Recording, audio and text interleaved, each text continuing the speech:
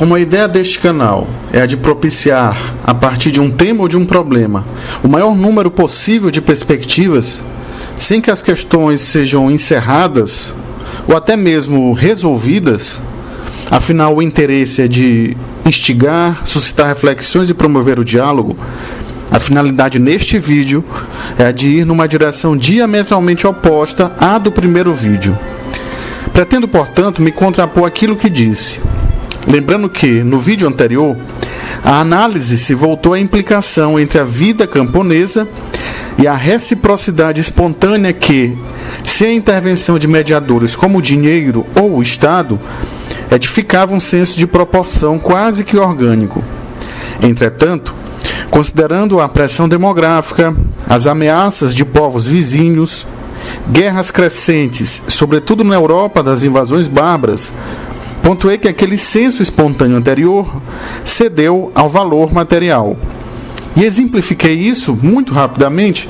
com o recrutamento dos soldados por parte dos príncipes. Por fim, encerrei com a seguinte questão: sem os níveis mais elementares de reciprocidade e seu senso de proporção espontâneo, como uma sociedade se sustenta? Seria o valor material o responsável por um novo senso de proporção histórico? E é exatamente a partir desta questão composta que se inicia a reflexão que, neste vídeo, é o antônimo ou o oposto daquilo que esboçamos no vídeo anterior acerca da reciprocidade, qual seja, interesse próprio. A resposta para ambas as questões anteriores, que por sua vez encerraram o vídeo anterior, pode ser dada desta forma: à proporção que o dinheiro, o valor material, se interpõe nas relações de troca, e dar e receber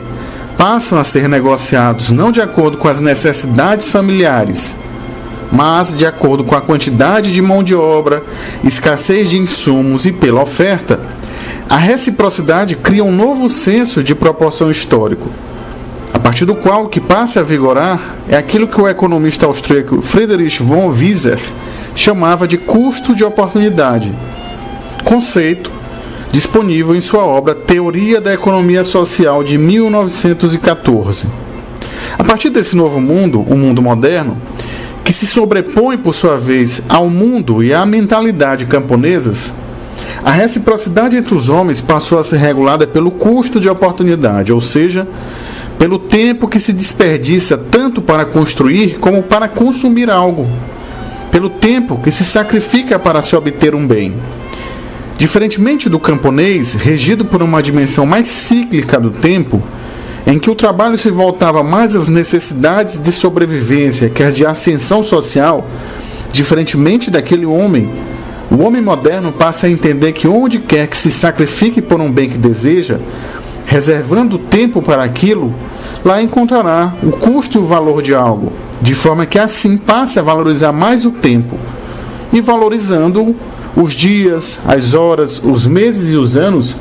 se tornam não apenas escassos, como uma medida para as realizações, para os fracassos e para o próprio trabalho. Em linhas gerais, isso quer dizer que enquanto a terra era a referência nuclear para a vida camponesa, o tempo para o homem moderno passa a ser seu exaustivo centro de orientação, que, à maneira do castelo de Kafka, quanto mais se aproxima, mais distante fica. Mas o que explica exatamente a passagem daquela mentalidade camponesa da reciprocidade para a mentalidade moderna do tempo otimizado ou do custo de oportunidade? Ora, enquanto o cientista político e antropólogo norte-americano James C. Scott, utilizado como referência no último vídeo, nos apontava para o fato de que a reciprocidade é constitutiva da mentalidade camponesa, e para isso nos apresentava os princípios de subsistência de direitos recíprocos como provenientes das relações intrafamiliares, em outra direção, os filósofos morais e economistas britânicos do século XVIII nos remetiam a um termo que, por sua vez, podemos utilizar agora, a saber, self-interest, ou interesse próprio, que, por sua vez, nos leva ao paradoxo chamado de paradoxo de Mandeville. O paradoxo, extraído da Fábula das Abelhas, obra de 1714, de Bernard Mandeville, pode ser sintetizado do seguinte modo: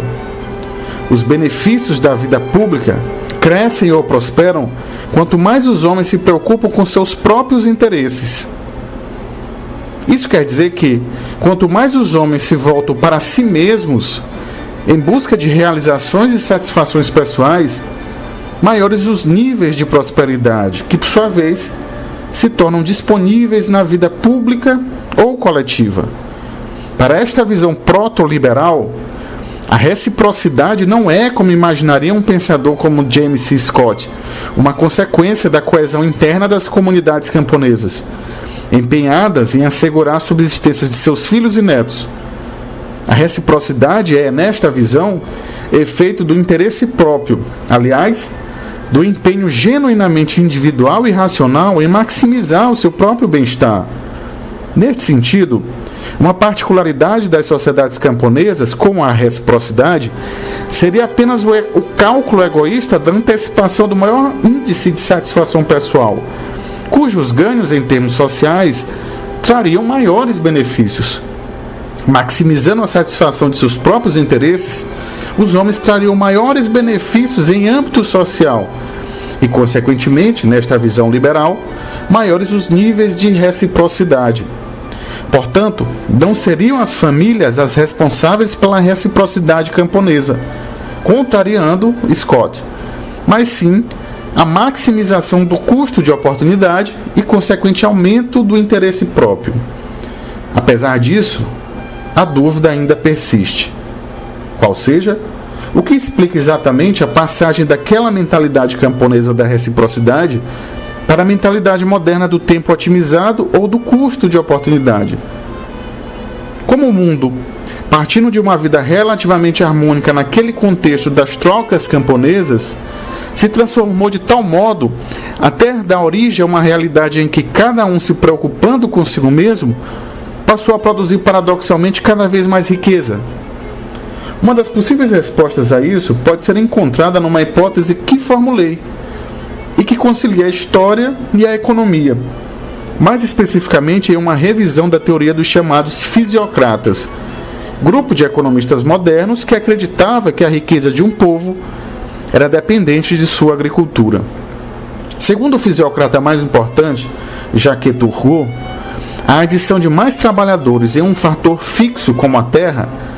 passa a representar não a contínua maximização daquele processo produtivo, ou seja, maior riqueza, mas sim o contrário. A tese de Turgot é a de que cada trabalhador adicionado em um processo produtivo, como numa lavoura, num campo, por exemplo, faz com que o último a ser inserido seja menos útil para o processo que o primeiro,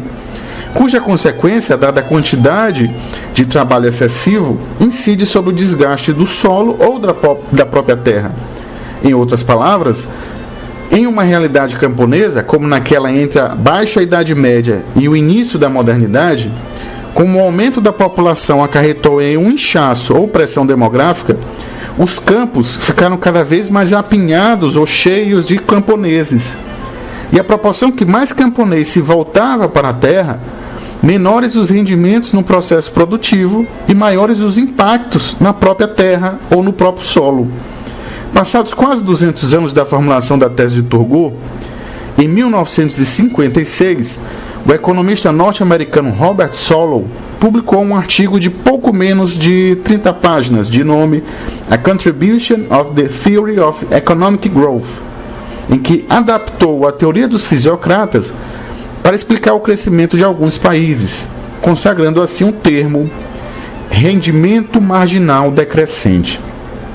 E é exatamente essa teoria econômica de Solow que pode nos explicar por que a reciprocidade camponesa dá origem ao custo de oportunidade moderno, ou seja, que modifica o nível de mentalidade e relações econômicas.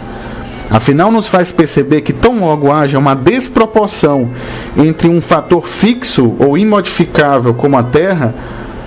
e o aumento do valor variável, naquele contexto medieval, de cada vez mais mão de obra camponesa em uma população com elevada taxa de crescimento demográfico, há, deste modo, a redução da produtividade marginal, ou seja, há uma queda na qualidade do solo e, por sua vez, da própria produção.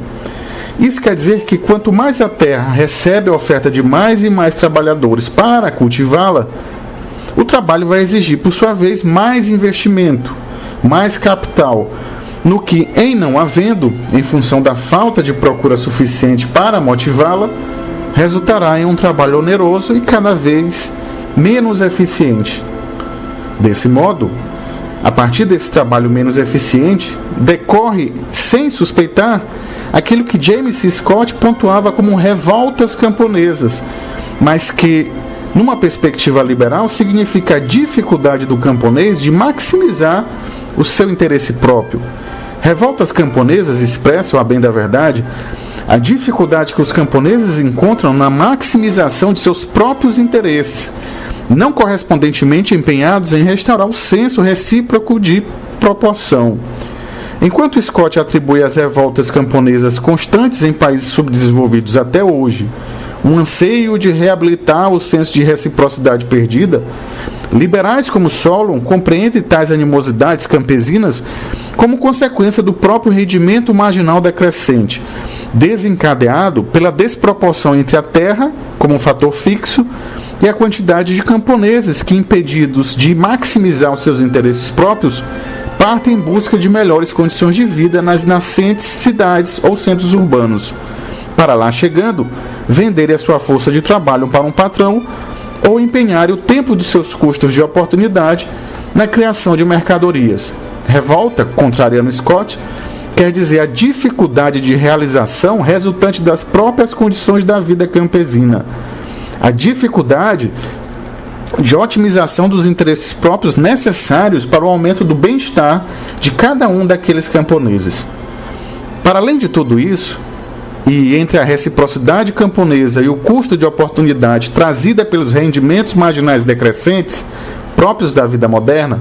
o tempo segue como o mais valioso dentre todos os bens escassos. Aliás, o tempo segue, todavia.